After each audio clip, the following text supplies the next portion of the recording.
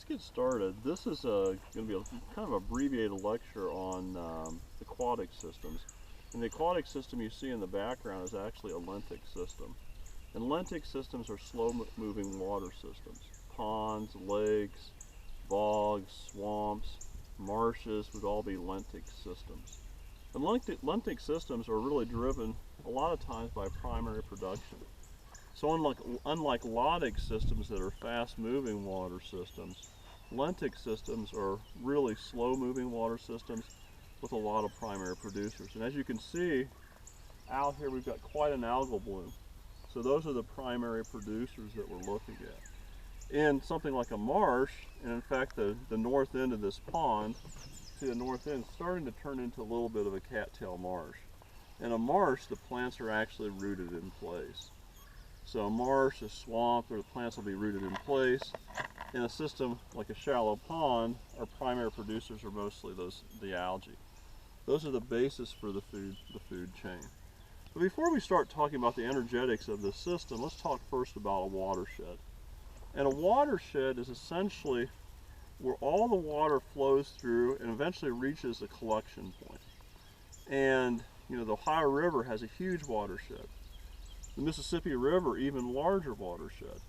The Mississinewa is going to be smaller. So the Mississinewa is a watershed that is smaller and eventually feeds into the Wabash, essentially the Wabash watershed, and then into the Ohio, and then into the Mississippi watershed. So you got to think in terms of watersheds.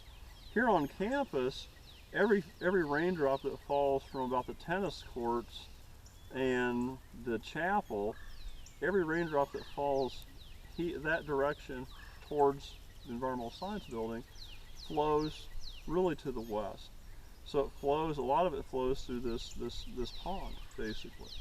And all the water that hits on the, on the far side, you go over towards Nussbaum or Euler, that's going to flow to the east across the Avis Prairie, eventually into Jefferson Ditch, and then into the Mississinewa River.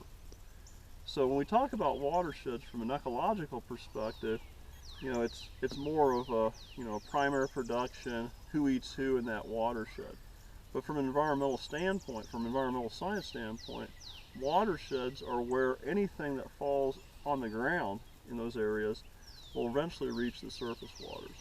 So if you have a leaky underground storage tank, or you have a leaky diesel fuel tank behind your barn or your garage, eventually that material will make its way into the surface water, and that surface water will make its way downstream, and it's not going to be favorable to the ecological systems downstream. So having said that, I think you guys have a pretty good handle on watersheds.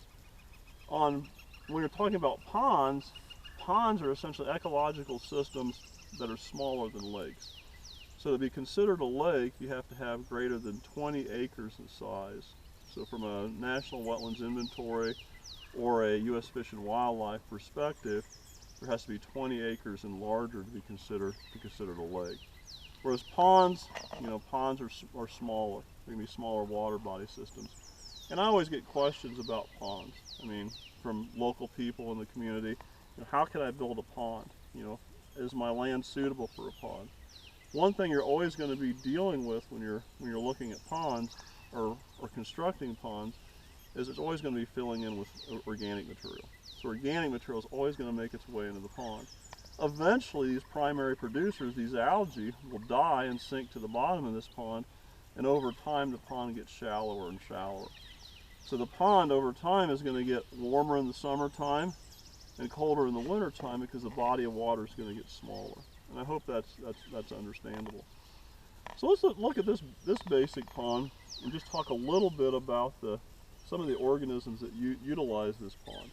Along the edges this time of year, there's a lot of birds, a lot of warblers, a lot of songbirds that eat the insects that are coming off the pond. Raccoons, mink, muskrat are some of the mammals that utilize these systems. We have a lot of reptiles that utilize this system as well. Things like water snakes, sliders, turtles, all kinds of different, even garter snakes along the edge. So reptiles, mammals, birds all utilize this system. White-tailed deer will drink along the edge. Raccoons wash their food and hunt for prey items along the edge. We've seen mink out here in the middle class in some cases. So having said that, these are very productive systems from an ecological perspective. But let's talk more directly about what's in this pond. So what's in this pond and what drives this pond are these primary producers. So this algae, let me get down here and grab some of it. This algae is producing oxygen. So it produces oxygen, it produces biomass. It's the basis of the food chain. So it's going to be the basis of the food chain in this system. The things that eat the algae are going to be smaller, little, almost microscopic, but a little bit bigger, called zooplankton. So Daphnia, Cereodaphnia, Nauplii, copepods, all these guys consume or graze on this algae. So the algae is the basis of the food chain. These small, very small zooplankton are actually fed upon by larval fish. Those larval fish are fed upon by larger fish like small bluegill. The bluegill are fed upon by things like bass. The bass are fed upon things like the occasional tailor student that catches one and eats one out of this pond, or even the great blue herons that you see at the north end of this pond sometimes. So having said that, the food chain really starts from these primary producers, the algae through the zooplankton, through the very small fish, to the larger fish, and then I've even seen mink along the edge gathering fish. They'll jump into the pond and grab a fish or two and come out. So that's basically the food chain in here. That's how the energy flows through the system, and hopefully that's understandable. But let's look at wetlands from kind of and small ponds and wetlands from a pragmatic standpoint. They treat a lot of water that flows over the ecosystem. So once the water flows into this system, in this system in particular, it flows out the other end, and there's an exit over to the southwest, and you can see that exit. So it overflows to there, and there's several pipes that flow in here. There's drainage from the rugby field and the old soccer field. Towards the north end, there's actually drainage, overland drainage under 8th Street. It comes under 8th Street, goes across a constructed wetland, and into the north end of this system. So over time, water is going to be flowing through this system, and it becomes actually detoxified by this system, because there's a lot of bacteria in the system that actually will consume heavy organics and pollutants for that matter, and it slows the water down. So eventually when this water runs out the exit from this pond through a small ditch that goes to the Mississinawa, the water is fairly clean. And they really function, to be honest with you, they function a lot like, basically they function a lot like wastewater treatment plants. And you can think about this from kind of physiological standpoint. And if you know anything about, kind of the photosynthetic process, during the day, a lot of oxygen is being consumed. Oxygen is being given off. CO2 is being consumed during the day. During the night, these respire. So all this algae will respire during the night. And during the night, CO2 will be given off from this, okay? And that will actually decrease the pH in the system. So they've used wetland systems for wastewater, okay? Because what happens is if you pour in like organic sludge with a lot of bacteria in it, and you have a system that fluctuates its pH levels quite a bit from day to night, you can get a pH swing of maybe 1.5 or 2 in some of these systems. And what that does is that will actually kill the bacteria, the deleterious bacteria, because bacteria have to live in a very defined pH range. So it's that fluctuating, it's basically a biological system that's producing a lot of carbon at night. So at night, you have really some weak acids, like carbonic acid, basically. You get CO2 and water, so you get a very weak acid. And then during the day, CO2 is being consumed. So it's that fluctuation that actually helps kill some of the bacteria that you really don't want in your surface waters. And hopefully that's pretty evident. One thing about this system, though, is if you think about it from a biological perspective, is eventually this algae has to die. And I think this is as much algae as I've ever seen in May. So this is a real large algal bloom for this time of year. It's very, very large. And eventually this stuff has to die. But you know, you think during the summertime, you're like, oh, this would be great because you get a lot more food for all the zooplankton. You got a lot more food for that ecological system. And that's true. But eventually, once this stuff dies in the fall, it sinks to the bottom of this pond. So it kind of fills the pond in, which is, you know, a physical problem. But also, when it dies, bacteria start to decompose it. And what the bacteria will do over time is they'll decrease the amount of oxygen in the system. So they're chewing on this as a carbon source and they're consuming oxygen out of the water. And eventually you can actually get fish kills because of that. A lot of the Great Lakes, especially Lake Erie, back in the 1960s and 70s, about every community along Lake Erie would pump their sewage into Lake Erie. You know, dilution is the solution to pollution. That was a common, very common term back then, or common saying. Unfortunately, you know, very unfortunately, that Lake Erie is pretty shallow. So it's pretty shallow, so it doesn't have as much depth as like Superior and Huron and Lake Michigan, unfortunately. But all that carbon that got released into it would make the bacteria super happy during the summertime. So they'd start chewing on it, but they have to consume oxygen somewhere. So when they consume the oxygen, those oxygen levels would go down, and there would be a huge fish kill on places like Lake Erie because of that. So, you know, these things can function, they can function as wetland systems, and they can function as basically wastewater treatment plants. You know, the wastewater treatment plant in Upland, Indiana, the first thing that happens when it goes in the wastewater treatment plant is they filter it. So they don't want stones, and you know, if Johnny throws something down the toilet, a little kid throws a Tonka truck or a Matchbox car down, they don't want it to go through and clog up their pump. So they screen it first. But then the next thing they do is they run it through this ditch that basically oxygenates all that sewage. So it mixes it up like a giant paddle wheel to try to reduce the amount of organics in that setting. And then they pump it into these large, called clarifying ponds, where they scoop stuff off the top and stuff sinks to the bottom. And that material goes back into a system where they add more oxygen and try to decompose it. So a wastewater treatment plant, the main goal for a wastewater treatment plant is to reduce the amount of organic solids in the water itself. And also at the end, during the summer months, they actually use chlorine to kill any type of, you know, deleterious bacteria. But these, you know, natural wetlands can function really as wastewater treatment plants to a degree.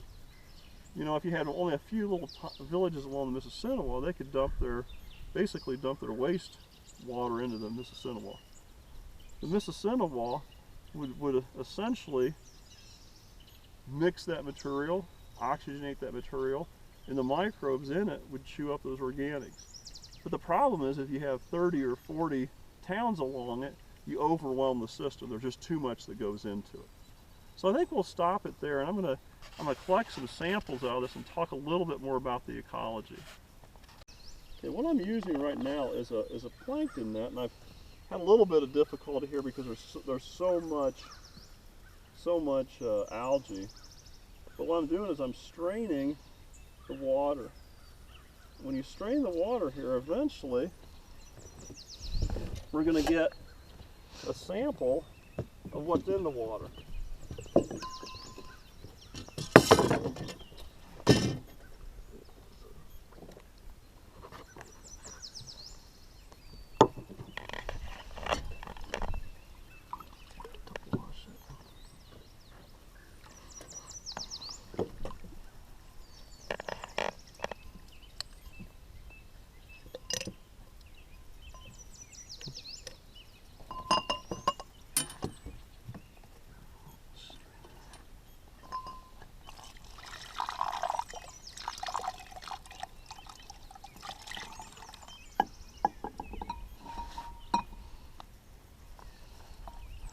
algae.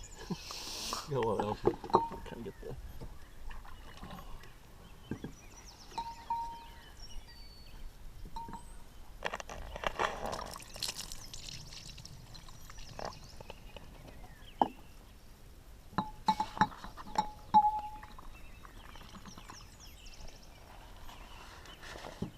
I don't know if you can see this too well. There's a lot of organisms swimming around in that material. So there's some algae in there, of course, but there's going to be a lot of organisms too.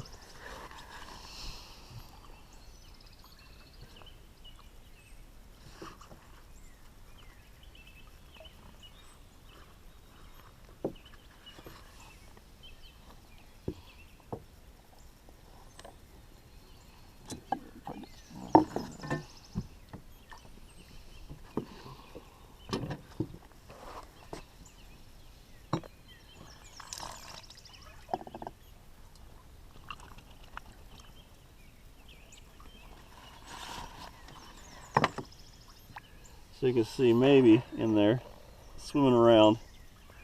Those are organisms that are actually really consuming the algae. You can see that too well.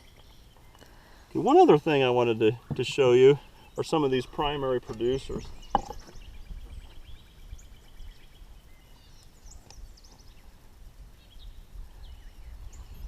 So these primary producers are predominantly filamentous algae, like Spirogyra, Cladophora, Zanema, things that you've probably looked at in just basic biology courses. But these are the basis for the food, basically for the food web. So this is what those little guys in the solution feed upon. One other technique I want to show you guys is the use of what's called a Secchi disc. And this is a disc that you lower into the water to determine water clarity. So water clarity, you know, how well you can see this, is recorded on basically on this rope. So the further that you can see down and actually make out this little disc below the water surface, the cleaner the water is going to be. So if you're in upstate New York, this might go down 20 feet and you'll still see it. If you're in southern Kentucky or Louisiana, or even in a pond like this, it disappears rather quickly. So I'm going to lower it into the edge here. And we've done this different semesters. And sometimes of the year we can see it better than others. And I can still see it. Now I'm having a hard time. So right about here, we're not seeing it anymore. So the clarity, I've marked this out in foot increments.